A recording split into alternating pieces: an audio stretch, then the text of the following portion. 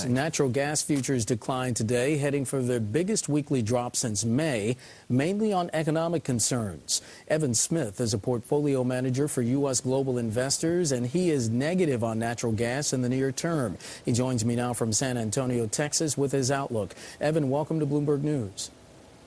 Hi, Mark. How are you? I'm very well, thanks. Talk to us about those economic concerns. What are they, and why are they giving you pause? Well, obviously we're starting to see somewhat of a recovery here, but the industrial component, commercial industrial component of natural gas demand is still trending down roughly 12% year on year. That's at a time when we've had a pretty big response over the last year in natural gas production. That being said, we're at 23% storage levels, 23% above where we were a year ago. A lot of gas in storage. We're coming up on the end of the storage season. I think very near term, we're going to see some more volatility, maybe even lower natural gas prices. Right. But if you look past over the matter of next several weeks or a month or so, I'm actually more constructive on natural gas. I think we get beyond a rough week period and things start to improve in the fall and into 2010. Evan, what happens when storage gets full? Well, eventually the gas literally has no place to go, and you start to see gas prices collapse and producers shut in gas. Pipelines become full, the storage caverns are full, there's nowhere for it to go.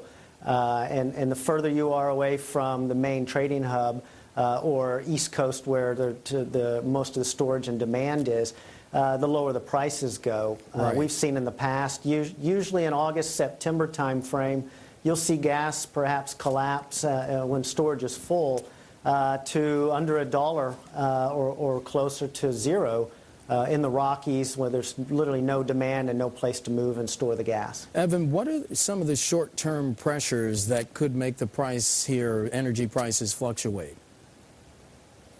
Well, as I said, partly it's going to be just weak demand and no place to move the gas and store it. However, with an increased risk appetite, it looks like with equity markets and investors coming back into commodities, we have seen a lift, at least for crude oil. Many of the base industrial metals, copper is making multi-month highs now. Nickel, zinc as well. Those look quite strong. But I'd say you're going to see probably more volatility in natural gas near term, right, just because of such a skewed supply-demand situation. And we should point out that you are bearish near term, but you say that folks should look ahead, correct? I do. I think we could see almost like a bottom fallout in that gas very soon.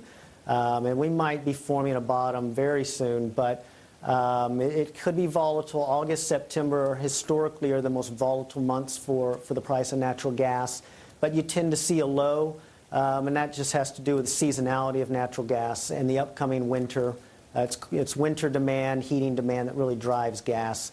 And so as we start to see GDP and industrial production recover, or at least gain a little better footing, and see a supply response from a rig count that's dropped in more than 50%, 55% over the last year. Yeah. We start to bring supply-demand in balance, and the outlook, the profile looks a little better going forward. And what would happen if the natural gas, if it moved offshore?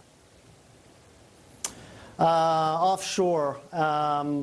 Well, there's one thing it's interesting. Earlier this year there was a lot of fear about actually offshore or LNG, liquefied natural gas, coming from other countries being right, exported here, and because there is storage available, and the LNG has been run much lower than it was expected to, under a BCF a day.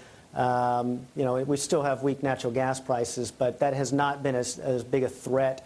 And if anything, that's helped our situation here. Yeah. And eventually, I do think we will see some exports from LNG, or from the supplies that are coming on here in the U.S.